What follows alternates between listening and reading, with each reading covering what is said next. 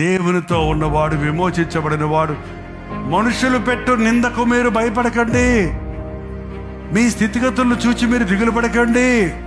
మీరు గాఢాంధకార లోయలో వెళ్ళినప్పటికీ ఈ అపాయమో రాదు, ఎందుకంటే మీరు నా అరచేతిలో ఉన్నాడు. చూడుమో నిన్నున్నాను, ఎక్కడ చెప్పుకున్నాను?